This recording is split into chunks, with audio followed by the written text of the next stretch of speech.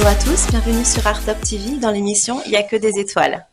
Alors aujourd'hui, nous accueillons Bigess. Bonjour Bigess. Salut à toi Anita et puis merci pour l'invitation en tout cas. Merci à toi d'être venu. Pas de rien.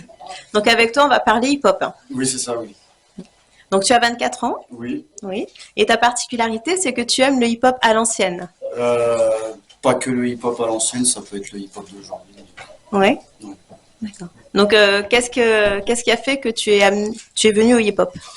Bah déjà, il faut savoir que je suis passionné par le hip-hop depuis que je suis petit. Donc il y avait un petit peu de rap qui tournait à la maison à l'époque. Et puis on va dire que j'ai plus découvert le rap par mon oncle. Donc on va dire qu'il y avait quelques morceaux de rap qui tournaient à la maison, du style, à l'époque il y avait quoi? Il y avait Nec Marron, il y avait du 113, il y avait du Warren G, il y avait du Snoop, Oui. il y avait Alliance Ethnique et Outkast. D'accord. Donc ça, c'est quand tu allais voir ton oncle? Non, c'est quand j'étais avec mes parents. Oui, d'accord. Et puis aussi ma mère, elle m'a fait découvrir aussi un peu le collectif du secteur à l'époque. Oui. D'accord, oui, je comprends du coup ton attrait pour le hip-hop. Alors, tu fais aussi du hip-hop à l'ancienne, hein? Oui, Ouais, mais aussi je fais tout ce qui est d'actualité aussi, je le fais un ouais, petit peu aussi. d'accord. Donc, alors, comment ça se passe quand tu vas en studio?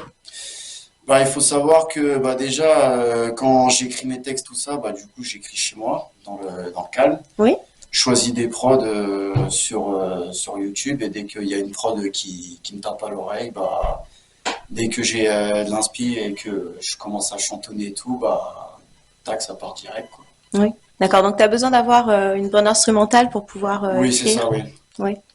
Faut avoir l'oreille musicale justement pour ça. Oui. Et les sujets qui t'inspirent le plus?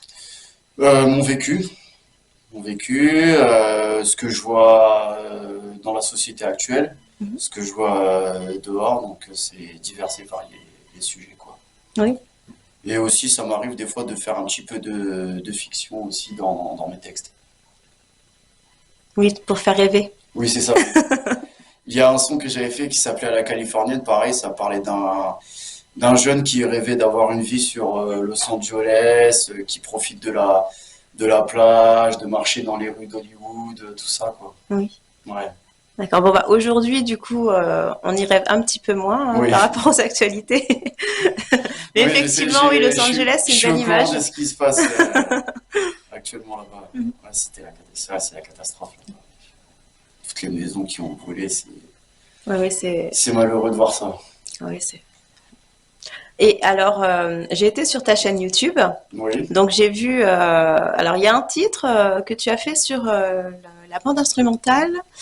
Euh, alors, c'est un titre qui parle d'une histoire d'amour qui s'est terminée. Et donc Ah, là, vraiment, tu te livres. c'était sur lequel? Euh, alors, je sais plus si c'était Psychiatre de la rime ou. Parce que Je j'ai crois, été voir tous tes titres et. il me semble que c'était sur Back to the Old School Beat, je crois. Oui, voilà. Ah oui, oui, justement, oui, c'est oui, justement ce freestyle-là que j'avais fait il y a 2 ans, ça parlait d'une période un peu compliquée de ma vie que je traversais, donc oui, justement, oui. En plus, c'est celui-là, c'est ce Back to the Old School-là, justement, qui a fait le plus de vues, justement. Oui, oui, oui, parce qu'il est sincère. Oui, oui, c'était une période difficile que je racontais dedans.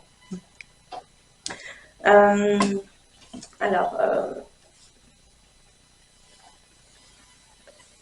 oui, alors tes influences, à part le hip-hop, qu'est-ce que tu écoutais Il y avait de la funk, il y avait beaucoup de funk qui tournait à la maison, il y avait du rail, il y avait un petit peu de variété française, beaucoup de musique des années 80 à l'américaine, Oui. donc tout ce qui est les Michael Jackson, Madonna, la BO de Flics de Beverly Hills, tout ça. Mhm.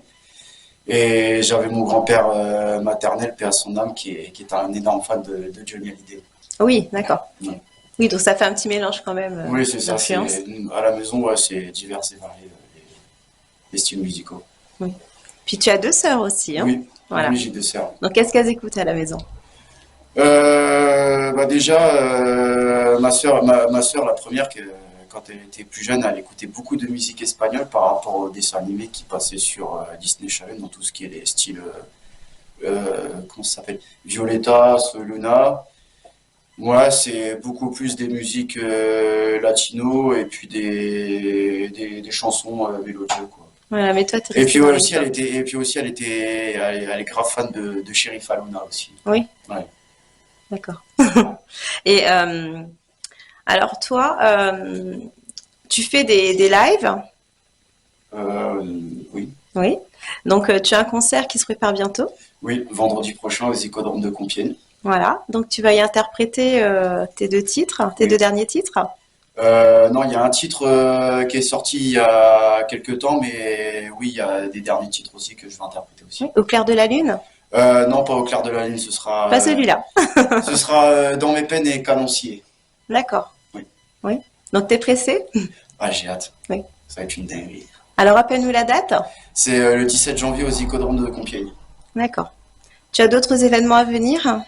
Là, le jeudi prochain, donc le 16, pardon, il y aura un nouveau son qui va sortir qui va s'appeler Gravé dans la roche. Oui. Donc c'est sur un son old school avec un refrain mélodieux et découpé en mode rap. Oui. D'accord. Donc bah, on attend ça. Si tu nous donnes les infos, on pourra les partager. Oui. Oui. Bah de toute façon, faut aller sur ma story Insta donc parce qu'il y a toutes mes actualités dessus. D'accord. Sur Insta, on peut te trouver sous quel nom? Big S93. Bigas 93. Ok, très bien, c'est noté. Et donc Bigas officiel sur YouTube. Oui, c'est ça, oui. Euh, tu... Alors oui, à quelle époque tu aurais aimé vivre pour pouvoir faire de la musique? À part celle-là. Les années 90. Années C'était 90? les débuts du hip-hop en France et j'aurais kiffé découvrir cette période-là. Oui. Parce que, comme ils disaient les anciens, c'était l'âge d'or. Oui. Ici ou aux États-Unis? Dans Oui. les deux pays. Pour moi, c'était vraiment l'âge d'or du rap français, du rap américain à cette époque-là. Même dans les années 2000 aussi. Alors là, si on te proposait d'écrire un texte, quel sujet tu choisirais tout de suite? Wow. Un peu compliqué comme question. Euh, Bah, il y en avait un que j'avais sorti à l'époque. C'était par rapport à la période du Covid. Oui. C'est ce sujet-là que j'avais parlé. Le seul sujet, on va dire, sérieux que j'avais parlé à cette époque-là. Oui. Mais sinon, après, généralement, dans ma musique, c'est divers et varié, quoi. Euh, alors, qu'est-ce que tu as trouvé en fait de difficile quand tu as voulu commencer à faire du hip-hop? Bon, il y a tellement de choses. Bah déjà, au début, quand j'avais commencé à rapper, déjà, bah, il faut savoir que ça fait depuis fin 2013, début 2014 que je me suis lancé là-dedans. Oui. C'était grâce à un pote à moi qui avait fait à l'époque un freestyle pour son anniversaire. Et puis après, bah, ça m'a donné envie. Et puis aussi, à cette époque-là, il y avait Kerry James qui faisait un énorme buzz avec le son 947 Barça. Oui. Et donc, du coup, bah, j'avais écrit un texte dessus sur l'instru de Kerry James 947 Barça. Mais au départ, c'était compliqué parce que, genre, j'étais là, je faisais des rimes. Mais le problème, c'est que le texte, il avait aucun sens. Et puis le flow, et puis j'essaie de recopier à peu près le même flow, mais après, au début, quand j'en parlais avec des gens au collège et quand je leur montrais que je faisais de la musique et tout, bah, au départ, c'était beaucoup de moqueries, quoi. Oui. Ouais. Ah oui, parce qu'il faut, bah, forcément, faut tâtonner, il faut faire des erreurs pour pouvoir Ouais, après justement, apprendre. Et bah, puis, comme on dit, c'est en faisant des erreurs qu'on apprend. oui, voilà, oui, oui. Maintenant, tu es plus à l'aise. Ouais, plus à Oui. l'aise. Bah, c'est le fait que j'ai pas lâché depuis toutes ces années-là. Et on va dire que je me suis mis à rapper pendant un an et demi, 2 ans, parce que, bah, à cette époque-là, je faisais pas de studio, rien, je rappais juste comme ça pour le fun, quoi. J'écrivais des textes sur le téléphone, on mettait des instrus sur l'enceinte, ou je mettais des instrus dans ma chambre, et puis je rappais comme ça, quoi. Et on va dire que j'ai commencé réellement à prendre au sérieux à partir de 2017 parce que j'avais rencontré des potes à moi avec qui j'étais à l'époque au lycée qui faisaient du rap et tout et puis bon, ils m'ont redonné goût à la musique donc dès que j'ai commencé à prendre au sérieux donc ça veut dire que j'ai commencé par écrire des freestyles tout ça je rappais en mode freestyle et puis Me filmer, je le faisais pas trop à l'époque.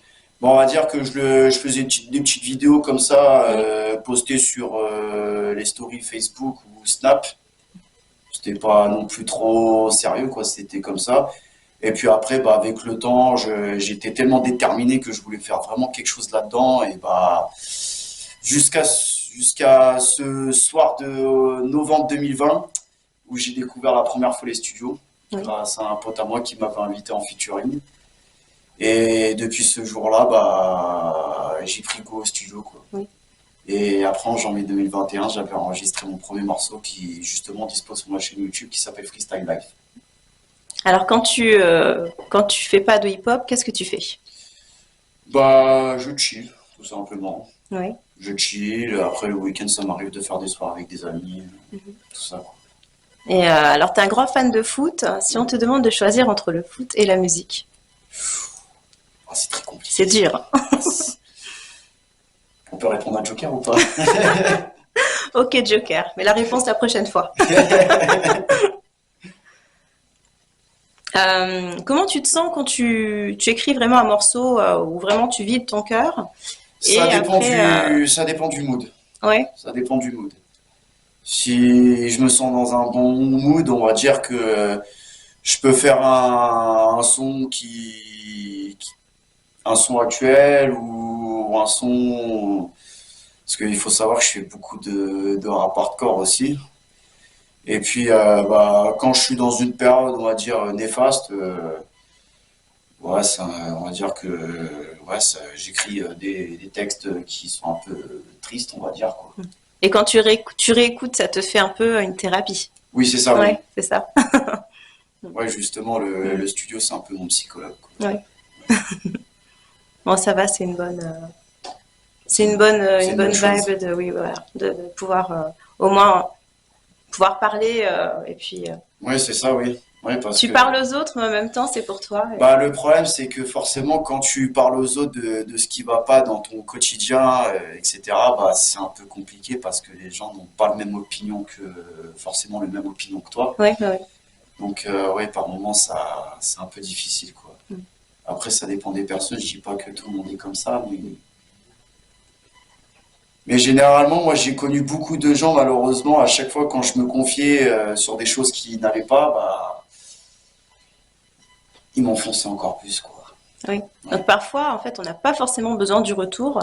C'est Oui. plus le fait de parler, de livrer. Bah, justement, c'était juste histoire d'avoir des conseils, mais bon, a priori, la plupart du temps, ça paye pas, quoi. Alors, qu'est-ce qu'on peut te souhaiter prochainement? Bah, continuer à persévérer dans la musique. Mhm. J'espère aussi beaucoup, enfin, j'espère aussi faire quelques concerts à droite à gauche. Parce que depuis que j'ai fait mon open mic à la Cité à Compiègne le 6 décembre, pardon, bah, franchement, c'était grave coup de fou. Et puis Oui, j'ai t'as pris goût aimé. Ouais, j'ai ouais. grave aimé, et puis j'ai pris goût à la scène, quoi. Mhm. Est-ce que tu as des choses à nous ajouter, des sujets que tu aimerais aborder, qu'on n'a pas abordé encore? Non, pas forcément de sujet particulier. Bon, à part mon nouveau son qui va sortir le 16 janvier, et puis mon concert le 17 au concert Lux Rap organisé par mon frérot Sam Lux le 17 janvier aux Icodromes de Compiègne. Ok, très bien. Bon, bah, c'est dans la boîte. Bah, écoute, je te remercie d'être venu. Merci à toi pour l'invitation en tout cas. Et puis, bah, n'hésite pas à venir pour nous partager d'autres événements. Ça marche, y a pas de souci. Merci de nous avoir suivis sur Art Top TV. À très bientôt.